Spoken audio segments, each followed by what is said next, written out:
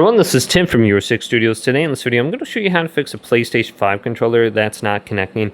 Now, the first thing you want to do is just reset it if you have the option. So go to the back of your controller with your PS5 controller turned on, and there's a small reset hole right here. Just put a toothpick in there or something like that, or a pin, and hold it down for like 2 or 3 seconds, and it'll turn off your controller. You can try reconnecting after that.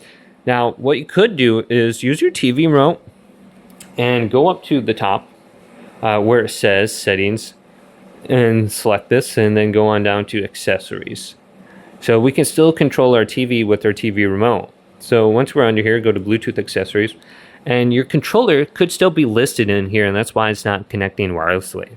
So I have my DualSense Edge wireless controller right here. If I try to connect it wirelessly, it's not going to be found under accessories found at all.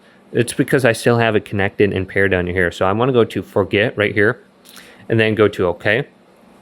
Now I can place my controller into the Bluetooth pairing mode. So turn off your controller by holding down the PlayStation button here. After about 10 seconds, we'll turn off. Hold down the share button and the PlayStation button.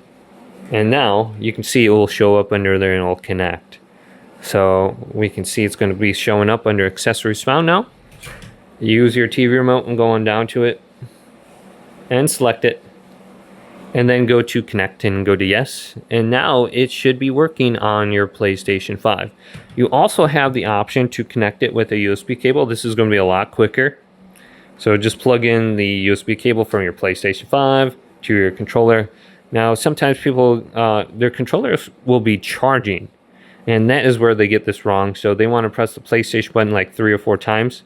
And it will go from an orange light around the top on the light bar to like a solid blue light like how it is now, and your controller will be connected now. So if you are having issues, go through this accessories found list and just forget every device, and then your controller should show up the next time you do this. Now if it's still not working, unplug your PlayStation from the wall completely, and then plug it back in after a minute and completely reset the cache on that.